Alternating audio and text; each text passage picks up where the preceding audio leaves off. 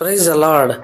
ఒక చిన్న పిల్లవాడు గొర్రెల్ని ఉదయాన్నే వెళ్ళి మరలా సాయంకాలం తిరిగి తీసుకుని వచ్చేవాడు. ప్రతిరోజు ఈ విధంగా గొర్రెల్ని బయటికి తీసుకెళ్తూ ఉండేవాడు.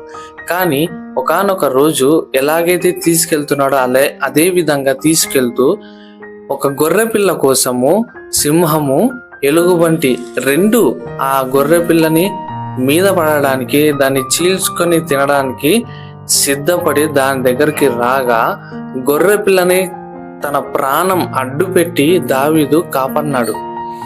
అలాగే ఫిలిస్తీన్లు యుద్ధానికి రమ్మని పిలవగా తన అన్నలు ధైర్యం చాలక వారి బలం మీద ఆధారపడిన వ్యక్తులు కాబట్టి ముందుకి కొనసాగలేకపోయారు.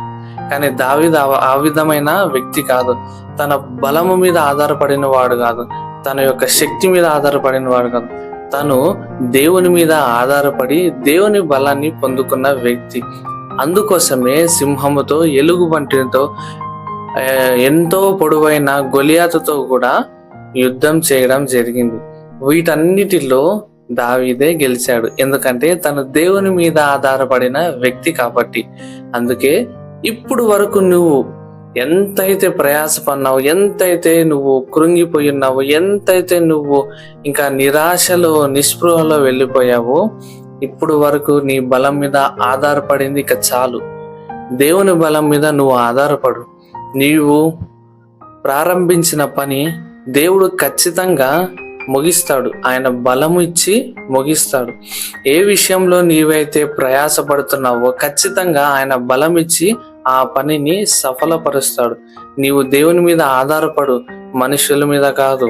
నీ బలం మీద అసలకే కాదు, దేవుడి యొక్క బలం మీద నువ్వు ఆధారపడినట్లయితే ప్రతి విషయంలో, ప్రతి దానిలో విజయం నీదే.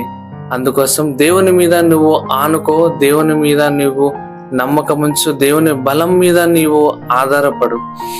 అప్పుడు నీకు అడ్డుపడుతున్న ప్రతిదీ కూడా యేసు నామములో అది దూరం అవునుగాక. విజయం అంతా నీదవునుగాక. May God bless you.